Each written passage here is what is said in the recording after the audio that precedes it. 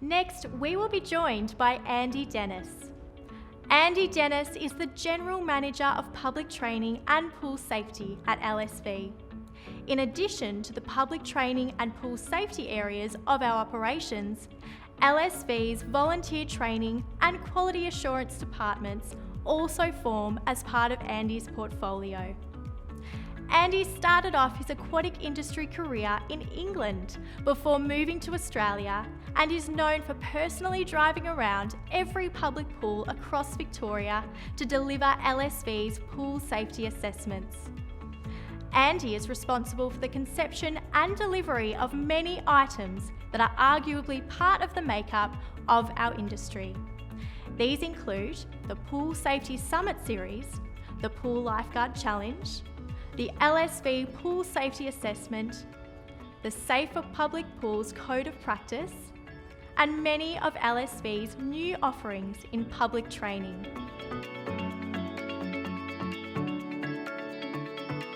Hi, I'm Andy. I'm one of the General Managers down at Lifesaving Victoria, and my portfolio sits across public training and pool safety, as well as the volunteer training team. What I want to talk about is what we're referring to as the perfect storm, and the details that I'd like to get into is the information that we're working with government in terms of planning for what is going to be a very, very challenging season from a water safety perspective, what Lifesaving Victoria is doing in that space, and also what we would like the industry to start to think about doing in that space as we start to reopen our pools. There's 4 parts of the presentation, so I'd like to provide a bit of an overview in terms of government and emergency service organisations and where they come into play from a water safety perspective. We'd like to provide a bit of an overview in terms of the industry challenges, both from a COVID safety perspective, which we've discussed probably in depth over and over in the last 6 months, but also from a weather perspective. It's going to be a very interesting season according to the Bureau of Meteorology, and it's something that we do need to be mindful of. We then want to talk about the preparation that the industry should be thinking about or should have already thought about as they reopen their season, again for a very, very challenging season. And then I want to wrap up just by explaining the ask that LSV has put to government in terms of supporting us to make sure that we are able to have safe waterways this season. First of all, I think it's important to understand that from a Victorian government perspective, there is significant involvement in the water safety space, and they're obviously committed and have been for many, many years in terms of making sure that we are able to achieve our mission of enjoying our waterways and being safe across all different types of waterways within Victoria.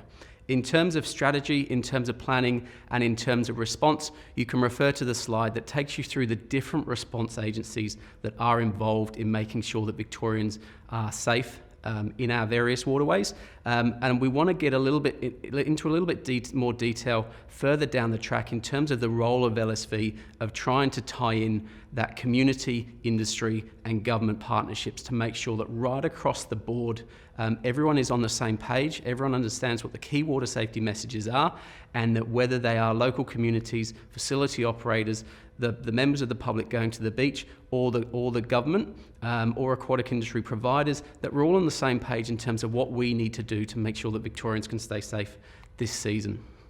We have briefed the Victorian state government on what we're referring to as the perfect storm this season, and there are a number of challenges that we're going to face at the pool, in inland waterways and at ocean venues.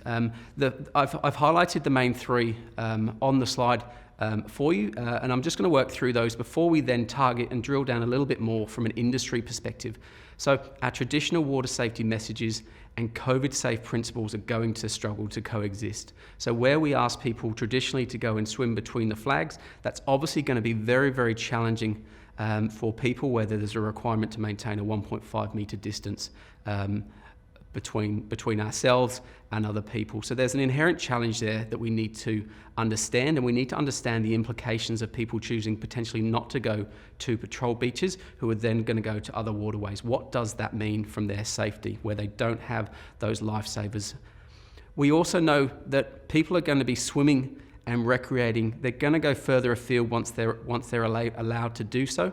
they're probably going to be less inclined to go to their local pool. They're possibly going to be less inclined to go to the local beaches, the patrol beaches, and those beaches closer to Melbourne as they look for a little bit more space because of the COVID implications. What we also know, and we are well aware of as an industry, is the number of swimming lessons that have been missed during COVID, and also the number of aquatic facility visits that have been missed during COVID. So we believe that our statistics indicate that over 2.5 million swimming lessons have been missed because of coronavirus, and we also believe that in excess of 30 million visits to aquatic facilities have been missed through coronavirus. So we know that people are not as familiar as we might have liked them to be. We know that there's a cohort of children who were about to do lessons or doing lessons who have had those lessons interrupted, and we have to start to think about how can we catch those up and how can we bring those kids up to speed. As the father of a 4-year-old, we were about 6 weeks into our lessons, and the little one was loving it, and we were starting to get the gist of some of the basic strokes. Hasn't been in the water for 6 months. So what does that mean, and how do we catch up on what's been missed? Because they are significant numbers and they pose a significant concern from a Lifesaving Victoria perspective. So what we're likely to find, or what we believe we're going to see this summer, and part of the reason we've termed this the perfect storm is because all of the little holes in the Swiss cheese are lining up, and they're not lining up in a positive way from our perspective. What we're going to see, or what we believe we're likely to see, is that on those warmer days, whether they're individual days or particularly those rows of warmer days, they're going to be confined more closely to their homes. We certainly hope that the travel restrictions are going to be eased a little bit, but what we do know is it's going to be very, very unlikely that people are going to be able to travel interstate, or certainly that they're going to be able to travel internationally. So there are going to be more Victorians visiting Victorian waterways in comparison to previous years. What we also know is that when the pools reopen and continue to reopen, they're probably going to still continue to face density ratio requirements, so that where a pool last year may have been able to have 200, 300, 400, 500 people attend at any one time, that's certainly not going to be the case this year. We're going to be restricted to much lower capacities at our pools because of COVID. So far fewer people on those warm days are going to be able to visit the pools that previously they would have gone to in order to cool off. I've already alluded to the fact that there's an increased risk that fewer people are going to go to those patrol beaches, and as a result they're going to go sort of further afield. So we're less contained to what we consider to be the safe environments and the environments where those safety measures exist. Shopping centres and cinemas and other environments where people go on those warm days because they're air conditioned and because they're cooler, they're also very likely to continue to face some form of capacity reduction measures, some form of density ratios that are again going to make them less accessible for Victorians when we get into the warmer days of summer. And what that means is that people are going to travel further afield, but within Victoria, to waterways, whether they're inland waterways or coastal waterways, where there are essentially fewer safety measures in place. So it's harder to plan for from a government perspective, and from an emergency service organisation perspective, and from a local council perspective. It also introduced additional response challenges that we haven't faced previously. We know that worst case scenario in a swimming pool is a drowning, and all of our council-owned and operated facilities have lifeguards on duty, so we know that the risk statistically in those pools is much lower than it is in those other environments, whether they're again coastal environments or inland waterway environments. We also know that we've currently had a 300% increase on drownings since the 1st of July this year on the 5-year average, and that's a statistic that we are desperately fighting against, and it's a statistic that we don't want to continue. So there's two challenges in particular that we want to talk about in a little bit more detail. The first challenge is COVID, and the second challenge is the warmer weather. So first and foremost, some pools have opened. We know that outdoor regional pools and outdoor metro pools have opened to very, very small numbers, currently 50 in regional areas and a maximum of 20 people in those metro areas. They're significantly lower capacities than we're used to. So we're looking for those capacities obviously to open over time, but as an industry, we said to government that we're ready and we're safe and we'd like to open sooner rather than later. The first challenge as an industry that we need to face and take on is to collectively actually step up and make sure that that is the case. When we get the green light to open the doors and open the doors further and then get to whatever COVID normal actually looks like, hopefully sooner rather than later. What we then need to do is make sure that we bring staff and patrons up to speed in terms of what those expectations are. Things have changed since they last went to the pool 6 months ago, and we need to make sure that everybody is on board and aware of the new measures that are in place to keep everybody safe from a COVID perspective. We know that access to change rooms is currently restricted. We know that how things work, how people get in the door, what they need to do and how they need to do it has changed significantly, and we need to make sure that there's a level of consistency from pool to pool, so that it is self-explanatory when people are looking to view, visit, book or attend a facility, because we want to encourage people back as soon as possible, but we need to make sure it's done in a safe manner. We've also got the economic piece to look at. We know that in Western Australia, attendance numbers have returned to normal relatively quickly, and that's really positive news. But we also know that on the East Coast, attendance numbers in states like Queensland and New South Wales are about 25% lower than we would like them to be, and 25% lower than they have been previously. So we don't want that to be the case in Victoria. So the industry needs to continue to come together and advocate that our facilities are safe, and make sure that we step up to the mark in terms of ensuring that that is the case at a facility by facility level, right across the 600 public pools that we've got in Victoria. We also know what we don't know. There are a range of long-term unknowns that are simply not things that we don't know what is coming. We don't know what is around the corner, and it's going to be very difficult to plan for this. It was not possible to plan for the COVID pandemic. It's never happened in our lifetimes, but the world is becoming a smaller place, and we need to start thinking outside the box. We need to start thinking about what are those alternatives and what do we do if this happens again, so that we don't miss another 2.5 million lessons and we don't miss another 30 or so million visits to our aquatic facilities, because the benefits of our facilities from a physical perspective, from an economic perspective, and from a social and health and well-being benefits are absolutely critical to what it is to be a Victorian, and the services that we offer to our community are second to none. We have some of the best facilities anywhere in the world. We have a very strong industry, but we need to continue to push, and we need to continue to challenge ourselves because we don't know what's around the corner, but it's certainly a challenge that we should be taking on as a collective if we want to show the strength and the value of our industry. The piece that we haven't spoken about so much is the weather that we're going to face this year. So the Bureau of Meteorology have essentially forecast that this is going to be a La Nina summer. And what that means is that both spring and summer are going to be far wetter than they have been previously.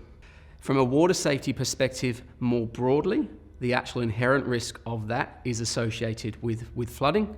And there's a number of emergency service organisations working with state government to make sure that preparedness measures are in place for those, for the eventualities of flooding within Victoria, but also in other states. We also need to consider about what that means for industry. Increased rain obviously is going to reduce attendances at outdoor facilities. It is going to reduce the capacity for us to offer swimming lessons, to offer holiday programs, and to get our local communities outdoors, recreating, and again, achieving all the benefits that come with hitting the pool, whether you're lap swimming, whether you're playing with your family or friends, or just enjoying the sun or having a barbecue. We're going to lose those opportunities when we compare this to previous seasons. So is there anything that we can do? Is there anything that we can do about that? Again, those people that were going to visit the outdoor pool will probably have less opportunity to visit the indoor pool, because that pool is certainly going to continue to hit capacity. That's going to be the likelihood that we face. So the maps on the screen essentially demonstrate the spring and summer rainfall that we're anticipating, that the BOM is forecasting for this season, and we need to look at if there's anything we can do in preparation for that. Is there a way that if we know there's poor forecasted days on the horizon, is there anything we can do from a planning perspective, even just to reduce the costs associated with an outdoor pool that's going to be closed? What does it mean for rostering? What does it mean for planning? What does it mean for your plant operations? And what does it mean for your facility and getting back up to speed the next day for those outdoor facilities? We also need to make sure that we're not making any assumptions. There's been a lot of people in the industry that have been thinking about this and planning for this since the lockdown. The first lockdown started in March. We had a little bit of a crack at this after the first lockdown, and we've had more time to think about this during the second, more stringent lockdown. But we need to make sure that we're not making any assumptions in terms of what our patrons are thinking, what our staff are thinking, and also what our operators are thinking. So our patrons, we haven't seen them for 6 months, whether they've been members for 20 years or whether they're now deciding that this is something that they want to introduce into their life. We need to make sure that we're not making any assumptions, and we're going as hard as we can to make sure that our messaging is clear and it's consistent, and we're telling the patron what it is to attend the pool, what is different, how do they need to behave, what do they need to prepare for. Is their patrons wondering if they have to wear a mask in the pool? Are their patrons wondering if the lifeguard is going to rescue them because it's a breach of physical distancing requirements? Is their patrons wondering, where do I shower, where do I change? We need to go to the efforts on a pool by pool basis to make sure that these questions are answered, they're prepared for, and that information is readily available to the customer, ideally before they go, but it then needs to be reinforced through signage, through communication, and then it needs to be understood and enforced by those staff as well. Even more important than the patrons are our staff. They are the most important people in our industry. They always have been and they always will be. So we need to make sure that our staff, whose role it is to communicate to those patrons, are across those messages as well. What if they get COVID whilst they're at work? What does it mean for them? Are they covered by insurance? Are they protected? How are you as the facility operator going to look after them? Is the CPR process the same as it's been previously, or is it changed because of COVID? Things as simple as, can I share my pen with a patron?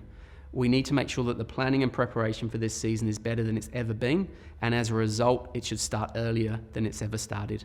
As an industry, we know that we've lost some really good operators in this time who have either left the facility through choice or because they haven't had any other option. So there is a skills gap and there is a knowledge gap. And again, it's happened all in one go, and it's something that we've never seen before. So what we're going to have this season is a range of new operators coming in to fill those roles, and probably a range of operators that are also stepping up into more senior roles. And they're also going to need assistance, they're going to need support, and they're going to need information.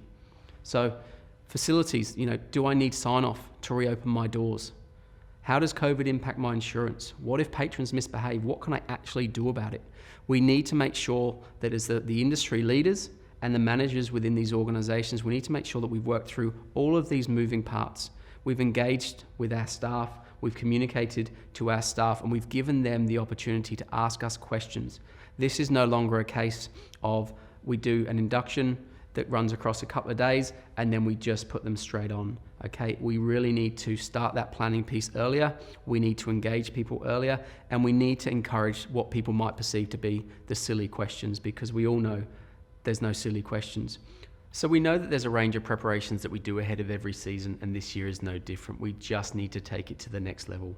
We need to bring it forward, we need to do it earlier, and we need to look at it from a perspective of both COVID safety, but also water safety. The two don't necessarily go hand in hand, so we need to understand what the implications are from a practical perspective. We also need to consider the behaviour of our staff and the behaviour of our patrons, and make sure that appropriate support mechanisms are in place for both. We don't want to escalate things too soon. We also want to make sure that we escalate things ahead of them escalating themselves from a management and response perspective. Training and inductions are going to be as important as ever. We need to cover all of the basics. We need to cover everything from a lifeguard perspective, everything from a swim teacher perspective, the jimmies, the customer service. We need to make sure that these are all tied together and that everybody is on the same page. The last thing we need is a message from the lifeguard and a message from the receptionist being slightly different, and then it being enforced by a manager who again who's coming from a slightly different perspective. So we need to make sure that everybody is on the same page, and again, we need to really try and tie together those inductions when we bring everybody together ahead of the reopening, before we then go off and do the role-specific pre-season training activities. And the whole idea is to make sure that the staff and the management are on the same page, they're comfortable, and they're ready for opening our facilities and letting our customers back in. There are, however, a few different challenges that we haven't taken on before that we do need to be mindful of. We are going to reach lockout. So what are we going to do then? What are we going to do with members of the local community who are frustrated that they can't get in? Their assumption was that they could leave home, go to the local pool and cool down with their families. Are there additional measures that we actually need to put in place to try and prevent those activities from occurring or to respond to them when they do? We also, again, really importantly here need to make sure that our staff are comfortable that should they need any support, that support is going to be made available to them. Facilities have a range of risk assessments in place, whether they be aquatic supervision, covering the slide, the flume, the inflatable, all those sorts of activities that we want to be able to offer local members of the community. But we also need to make sure that we have a specific risk assessment for COVID. We know what the risks associated with COVID are. We understand what the measures that we can put in place to reduce those are. So we need to feed that into the facility standard risk assessment process to make sure that we're able to demonstrate duty of care and due diligence in terms of trying to stop the challenges that we know that we can reasonably foresee may exist if patrons or staff don't follow the protocols that are in place. And again, a lot of that comes down to patron comms ahead of their attendance, but also whilst they're there on the day. We've discussed COVID safety, we've discussed water safety. They're not new to the industry. There's nothing particularly complex about them, but they need our time, they need our attention, and again, they're things that once we've done them, they don't go back on the shelf. We communicate them out, we communicate all of that information out to the staff and out to our members as best as possible without overloading people with too much information. What can we do about missed lessons? Can we catch up? Can we run a holiday program if we haven't done it before? Do we have enough space for multiple holiday programs? What does that mean for other patrons who, again, that reduced restriction might come down even further? It's going to be a balancing act, and it's something that facility managers need to consider very, very early on in the piece. We also need to consider what worst case scenario looks for.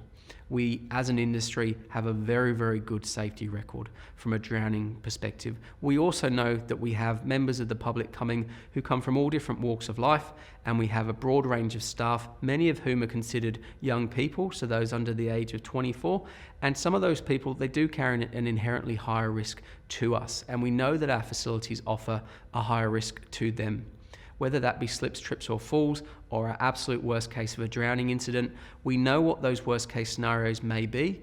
We have our risk assessments. We then need to implement the treatment measures out of those risk assessments. So again, it's trying everybody together. It's bringing everybody along on this journey and making sure that everybody is playing their role so that we prevent these incidences from happening as best as we possibly can. But should all else fail, we're then able to respond to these measures so that it becomes a rescue rather than a resuscitation. We've worked with government over the last 3 to 4 months, particularly on this piece of work in and around the perfect storm. We've explained to government the work that we do in and around school swimming lessons, where we have a partnership with DET. We've worked with government and taken them through the Swim Safe and the Watch Around Water programs that we have in place to keep communities safe. And we've discussed the level and complexity of training and professional development that different people in different roles undertake across the industry, right across Victoria. We've also talked about return to pools, and we have developed, as you'll know, a back to the pools document template that facilities are able to use. We've also started to talk to government about what pools might look like in the future from a better pools perspective. So all of those measures are intended to keep communities safer, to strengthen our industry as a whole, and to make sure that in the future we end up in a stronger position than we are in now or than we've ever been in previously. We have put 3 business cases to government. Those business cases aren't all specific to pools, but they do cover pools, inland waterways, and ocean pools and ocean facilities and ocean environments as well. So we've looked at the risk associated with all of those different environments. We've looked at what it is that we can do as Lifesaving Victoria to drive safety within those environments and to communicate from a media perspective within those environments. We're also looking at things from both an immediate term and a long-term perspective. We have to address COVID this summer, But come March, come April, we really don't know where we're going to be from a COVID perspective. So whilst we need to invest and we need to work in this environment and we need to do it now, we also need to consider, what does everything look like afterwards? How have we set up and structured the industry from an advocacy perspective, from a safety perspective, to make sure that everybody is on the same page and that we've got, in terms of safety, everybody meeting the minimum benchmark. Our objective is a stronger industry, that is a safer industry, and does everything possible to encourage members of the community to continue to come to our facilities. Our industry currently gets, outside of COVID environment, our industry currently gets 70 million visits a year. We want to get back to that as soon as is possible. We want all of those 70 million people to attend our facilities, have fun, socialise, and we want them to go home healthier and happier than when they attended. And that's something that we're looking to do as soon as possible.